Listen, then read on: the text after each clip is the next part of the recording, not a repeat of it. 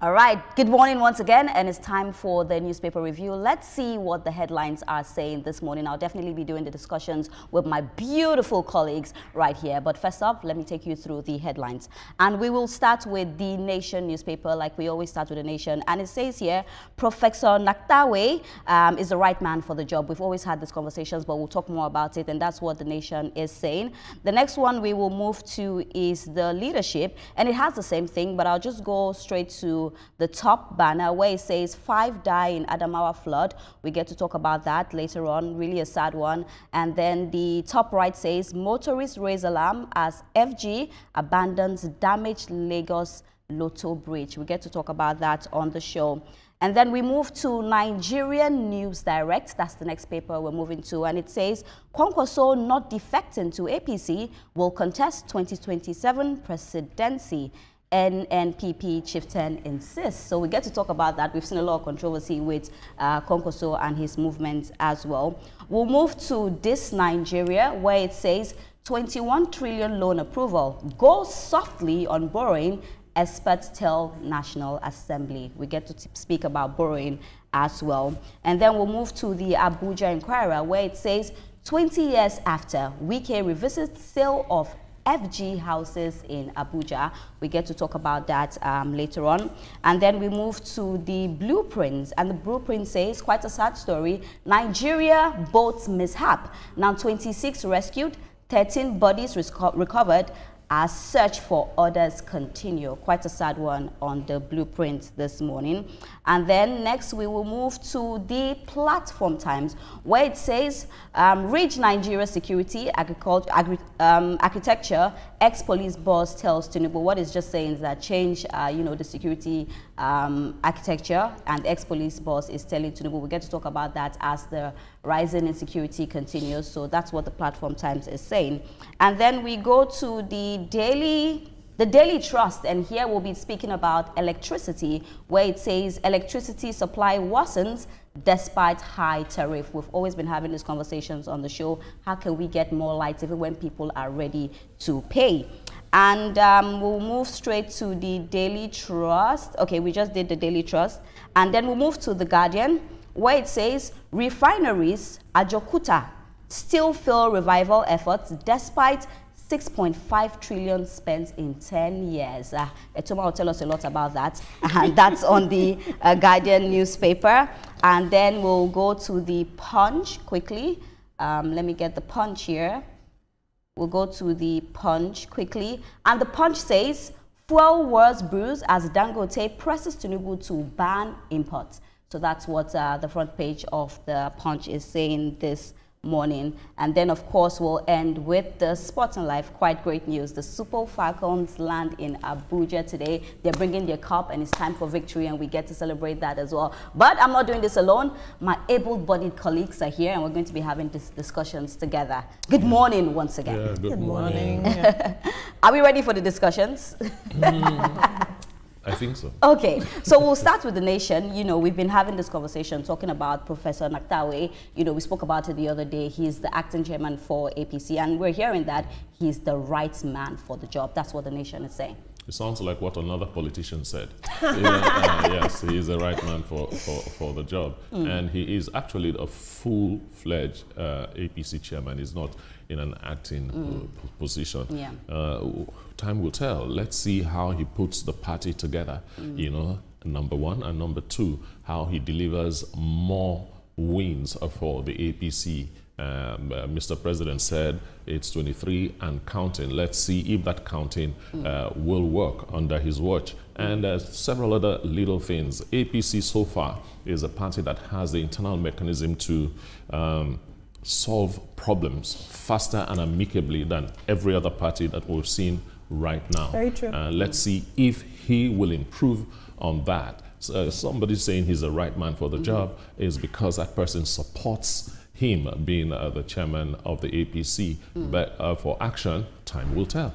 And definitely, we cannot wait for him to start acting on ideologies that he has said. But Veronica, I'll come to you quickly here. You know, since he has taken position, there are a lot of people have a lot of expectations. You know, so far, what do you think? Do you think he'll be able to, you know, get to the things he said he would do? Because, you know, he spoke about ideology, he spoke about internal peace. So far, he's already started. You know, do you think he'll be able to meet the expectations of people? Because they're quite high. Of course, everyone that takes up a position, they will expect that you should be able to fill up the shoes your predecessor left behind and even do better. And so the stakes are higher for you to deliver whatever it is you have come to do at the end of the day. We already see that the 2027 has started. The game towards 2027 election has begun in earnest. And so that is the major work he has to do. And he needs the support of everyone around him to ensure that he can deliver on all of that. He has made promises of getting more governors on board. He has made promises of uniting the party internally and also building trust. He has made promises of delivering on the promises of the APC when they came on board in 2023. And so he needs the governors to work hand in glove with him to ensure that people can feel the dividends of democracy, because even the president said that, you know, people are still facing harsh conditions. And so the governors need to do better. So he needs to liaise with state governors at ensuring that, so people can feel the impact of this administration. So it's a tall order. If you are doing something at the top level and the people at the grassroots are not feeling it, he needs a lot of work to do to ensure that people feel the impact of what he's doing. And he's saying he's going to the roots, beyond the grass right now, to ensure he expanded the tentacles of the APC. We'll see. He has, of course, his template already on the ground for him. And so if he walks the talk, I believe he'll get the result. Get the result. I hope he's listening to Veronica. A great ideologist there. But let me come to you quickly before we go to the news direct. Just quickly, what are your thoughts on this? I think this is wonderful for the very fact that we watched the PDP grapple for the longest time to give us a chairman. Who was the chairman? And I was seeing APC coming forward with lots of clarity and surety. This is our chairman. They know who's standing for them. I think my favorite thing about Professor is the fact that he's the INEC official who pioneered voting for people with disabilities. He's going to usher the APC into a new era, I believe. But this is very, very tactical by the APC because he has a lot of knowledge in terms of voting, right? In terms of how to put the mechanics of voting in place, working for INEC before. So I'm curious to see how that information is going to inform his and that's the bone of contention again. Absolutely, exactly. No matter the fact that he worked with INEC before and he being the chairman, there are those who are having concerns. But let's see how they are able to manage We just have to that. keep our fingers crossed. And I love the fact that he's a humanitarian. For me, that's what he stands for. So you see that a lot of human angle things will come and a lot of tech knowledge as well. Exactly. And the more that we try to digitize voting, the more we're going to sunshine. Absolutely. All right, so we'll move on to the Nigerian News Direct, and I'll come to you on this one, Etoma. It says, Nwankwo not defecting to APC will contest 2027 presidency. NNPP chieftain insists. So we've seen the conversation that has been happening recently. Nwankwo had come out to say that, you know, the president was favoring more of the South than the North, you know, which was something that a lot of people were speaking about. You know, people said, oh, that's true. People said that's not true. But quickly, we're hearing that Nwankwo is not defecting to APC. Yes, at least that settles that matter. Nobody is going to come out again and say, Nwankwo is going to run as vice president, Nwankwo is going to do this, Nwankwo is going to do that. And but a little piece of advice from me, that's not a politician to me, that is a politician. His NPP is such a regional party, and frankly, to win the presidency, you need a spread, not just a region. But he's still coming out, making statements that will strengthen his base as a regional party. I think he should start thinking of building his NNPP into a more national party. Interesting. We had a guest just last week who also laid credence to the fact that he's not moving from the NNPP as we spoke. But you see, we still have a long time to 2027, and anything can happen. If you see the Nwankwo movement from the North, especially in Kano, he has a huge following and he has traction. But has that traction been able to go beyond that region to be able to get the spread that he needs to win the presidency? That is what he needs to work on. There are those who have said he can feel the shoes of the late former president President Muhammadu Buhari, will he be able to do that? What is his ideology? What does he stand on? Beyond having that massive following, what is your ideology that others can buy into if you are looking to win the presidency in 2027? But I'll leave that to him to work out at the end of the day. Keep our fingers crossed to that. But let me, because of our time, let me take you to this Nigeria quickly. And it says 21 trillion loan approval. Go softly on borrowing, experts tell National Assembly. We've spoken about borrowing a lot. You know, is it good? Is it bad? At the end of the day, everybody owes. I don't know, but everybody owes. But it's not about borrowing. It's about the fact that can you pay back? So this is what this Nigerian is saying. 21 trillion loan approval. Go softly on borrowing, experts is telling National Assembly. Yes, I've said this many times. Intrinsically, borrowing is not bad. The mechanics of funding in country, we need to borrow, right? That is how money moves around. However, blind borrowing is very dangerous. Blind borrowing without an active plan to pay back and service debt is where the problem lies.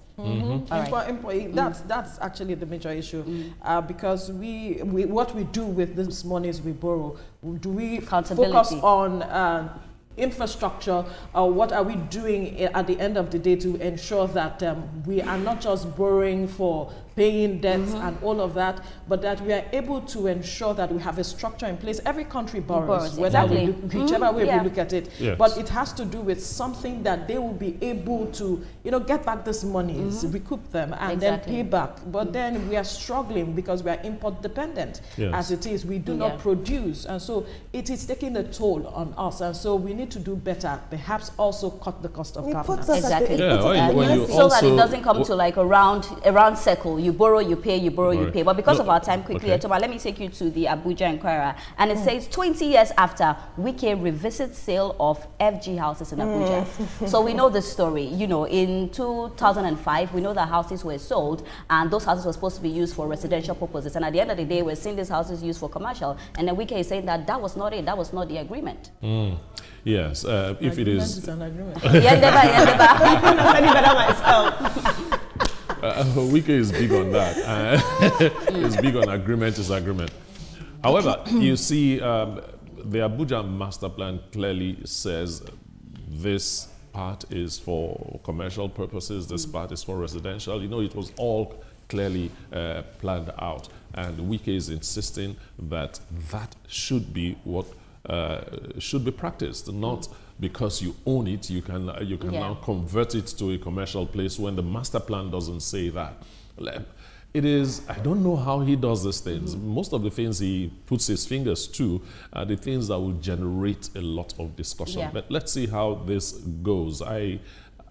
Let's just see how it goes. And Veronica, let me come to you quickly. It's saying 21-day payment rule and a 2-year development rule. So when you get a land, you have 21 days to pay, and then you have 2 years to finish building. Now, people are talking. How many people can even build within 3 years? Now we're saying 2 years. But my problem is, you know, this agreement is agreement. Do you think it can work at this particular time? Because this is a long time when you... Veronica, why are you laughing? What's your take on this? All that is playing in my head is agreement is agreement. Wike, as Minister of the FCT, is ensuring that the FCT master plan is followed to the latter at the end of the day. That is what he wants to achieve. You may not like him, but you see, Wike is walking the talk. And so if you don't fall in line, get out. Okay. And he doesn't care. But I just hope that he'll be able to reach an amicable solution to resolving this whole matter, because sometimes you do not have to go all tough, saying, oh, this is what it is. But have a conversation where these people tell you, okay, let us have a solution that benefits both you and I. But if he has had that conversation, I do not know. But according to the master plan, Wike wants to follow it to the latter. But I think that he should have a conversation with these people. 21 days is quite a short time. Quite a short time, and agreement is agreement. But because of our time, let me come to you, Olamide, and this is the blueprint. It says Niger boat mishap, 26 rescued, 13 bodies recovered as search for others continue. So we see this is a disaster. This is really sad. And when I was reading about it, they said it was overloaded. You know, and you're still wondering in this time and age, how are these things happening? This is not the first time it has happened in that area. How many more river tragedies and water transport tragedies do we need to see before we put proper protocol in place? Proper protocol. This is absolutely unacceptable in this day and age. But I will say this, and not to say that these people had any responsibility in the mishap that happened. However, I want to say this on national TV, swimming is a life skill. Should your boat or your transport fail you, I urge you, as however old you are, whatever your age or class, learn how to swim. So if you're ever put in a situation whereby you need to swim to save your life, you have basic skills. I think this is rudimentary, that people are still dying in boat mishaps. Yeah, and I think what is lacking in that sector is monitoring and enforcement. Absolutely. You know, so I don't see why we should be having overloaded boats. The standard passenger limits. Enforcing standards, I think that is where the major problem lies, because we've had this conversation about both mishap in Niger State, where families, about 10 persons from one family passes on as a result of this matter. I think that the people responsible need to take responsibility to ensuring that they follow the standards. Life jackets are given to people. All of that are provided. The government has had a conversation where a number of persons died like this. I think that was last year or 2 years ago. And we had this conversation. They had a conversation with even Lagos State government to see how the Lagos State is doing it, such that people, the standards are enforced. But I do not know where that blueprint has gone to right now, if it is gathering dust somewhere, because we are seeing the lives of people lost, and it is not funny. It's not. It's quite a sad one.